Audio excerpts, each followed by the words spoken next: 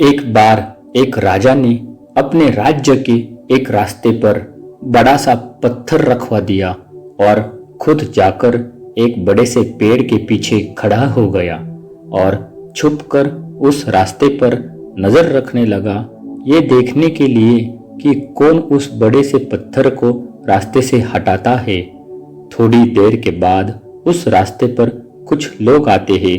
और जब उन्होंने रास्ते के बीच में पड़ा बड़ा सा पत्थर देखा तो वो लोग रास्ता बदल लेते हैं और दूसरे रास्ते से चले जाते हैं। फिर थोड़ी देर के बाद उस रास्ते पर राजा के ही राजमहल के जो काम करने वाले थे वो आते हैं और वो भी जब इस बड़े से पत्थर को देखते हैं तो बिना उस पत्थर को रास्ते से हटाए वहां से पलट कर चले जाते हैं और उल्टा राजा को भला बुरा बोलते हैं कि राजा अपने राज्य का काम ठीक से नहीं कर रहा है। इतने बड़े बड़े पत्थर रास्ते के बीच में पड़े हुए हैं, राजा को इन्हें रास्ते से हटाना चाहिए, ये कहकर वो वहां से चले जाते हैं। फिर थोड़ी देर के बाद उस रास्ते पर एक सब्जी वाला आता है जिसके कंधे पर सब्जियां थी और जब वो उस पत्थर को देखता है तो वो अपने कंधे से सब्जियों का बोरा नीचे रखकर उस पत्थर को हटाने की कोशिश करता है और बहुत मेहनत के बाद वो उस बड़े से पत्थर को रास्ते से हटा देता है।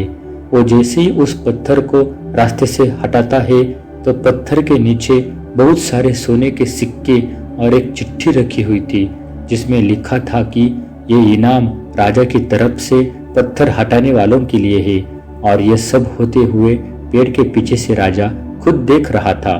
राजा उस आदमी के पास जाता है और उस आदमी को राजा अपने महल का सबसे खास आदमी बना लेता है।